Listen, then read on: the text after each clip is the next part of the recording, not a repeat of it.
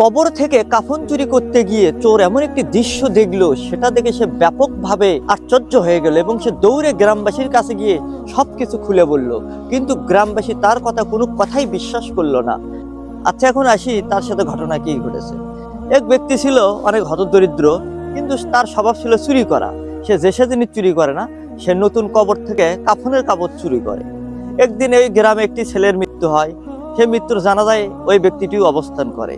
কিন্তু ওই ছেলেটিকে যখন কবর দেওয়া হয়, ওই চোরটি অপেক্ষায় ছিল কখন রাত নামবে। রাত যখন হয়, কাফনে কাপড় চুরি করতে গিয়ে সে দেখে কবরের মধ্য থেকে একটি দরজা হয়েছে। সে একটু দরজাতে গিয়ে দেখে কত সুন্দর ফুলের বাগান। কিছুক্ষণ পর দেখে যে যুবকটিকে কবর দেওয়া হয়েছে সেই যুবকটি হাঁটে আসতেছে। পরবর্তীতে সেই চোরটি সেই যুবককে জিজ্ঞেস করলো, আচ্ছা ভাই, তুমি কবরের মধ্যে এরকম ফুলের বাগান কোথায় পেলা? তখন সেই যুবকটি তাকে উত্তর দিল, আমি একটি ওয়াজ মাহফিলে গিয়েছিলাম এবং আমি ওয়াজে শুনেছিলাম এক হুজুর বলেছিল যে এই দুনিয়াতে যদি তুমি পাপ কাজ থেকে বিরত থাকো, তাহলে ওপর আল্লাহ তাআলা তোমাকে জান্নাতের মেহমান করবে এবং জান্নাতের বাগান তোমাকে দান করবে। তাই আমি এই কথাটি শোনার পর থেকে আমি এই দুনিয়াতে যতদিন বেঁচে ছিলাম আমি সকল পাপ কাজ থেকে বিরত থাকছিলাম। তাই আল্লাহ তাআলা আমাকে এই সুন্দর বাগান, জান্নাতের বাগান দান করেছে। এই কথাটি শোনার পরে সেই চোরটিতে ওখান থেকে দৌড়ে পালিয়ে যায় এবং গ্রামবাসীকে গিয়ে আবার সবকিছু খুলে বলে। কিন্তু গ্রামবাসী তার কথা কোনো কিছু বিশ্বাস করে না।